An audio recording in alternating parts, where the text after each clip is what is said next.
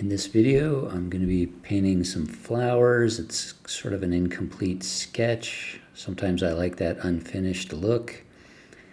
And so here you can see I'm starting on a toned canvas. I had toned this canvas panel a few days earlier. I did that with liquid and a little bit of color. I brushed it on the surface, and then I kind of took a little paper towel, wadded it up, and created just a little texture by bouncing it up and down into the wet paint. Anyway, it's very subtle, and you can see that it just gives me a sort of a mid-value tone.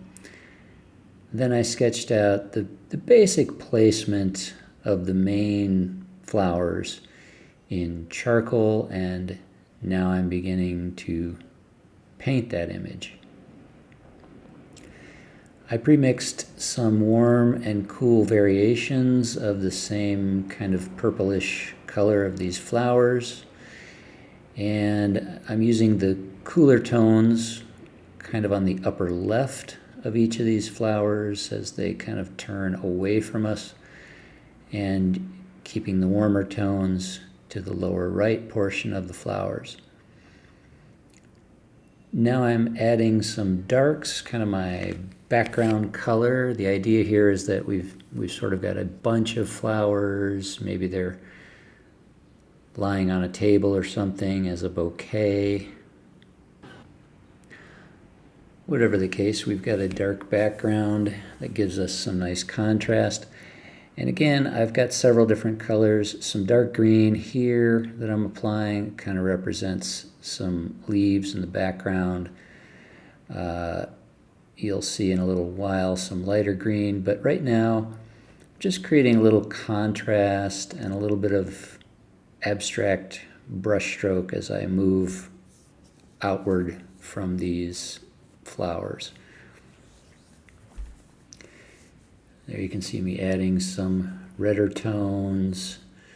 And this is very, at this point, it's just very intuitive. My reference was nothing like this. The reference photo was just some flowers kind of growing down a wall. So it was just the flowers and green leaves, and so I'm really inventing most of this. I really have very little reference. What I had is an idea, and here you can see a perfect example of me adding something to the scene that just isn't there. These little yellow flowers that I'm adding right now, they didn't exist in that scene.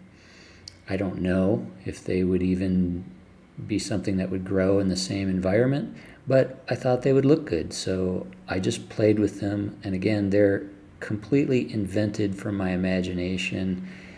The only thing I was really trying to be aware of was to keep the light source, from the same direction.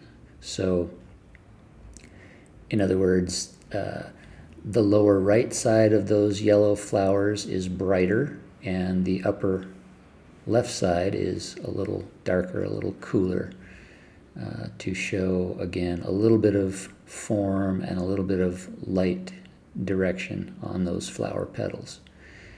And that's really all I had to do. They're quite small. They don't need much detail. Even the purple flowers are not receiving a whole lot of detail, just enough to give them a little bit of form so they're not totally flat. I want them to look like they're kind of curling towards us.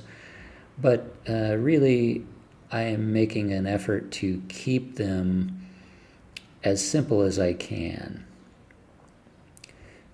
The panel that I'm working on here is only 12 by 18 inches, and I'm not even using the entire panel to paint on. So, the actual group of flowers is maybe 9 inches by 12 inches or something like that. Fairly small.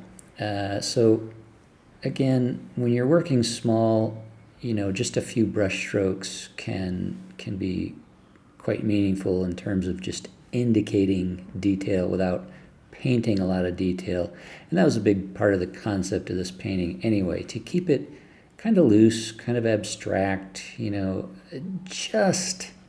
just enough detail to make it really feel like the thing I'm trying to portray, but I don't want to describe everything. I want you as the viewer to sort of fill in the blanks. And that's part of the appeal of this kind of, less developed style of painting. And it's just fun.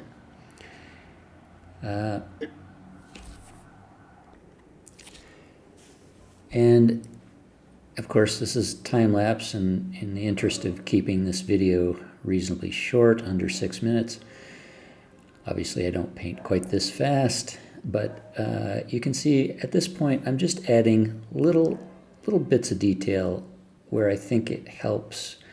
I'm thinking about how I want the viewer's eye to kind of travel through this, and here's the final painting. For more information, visit CodyDeLong.com.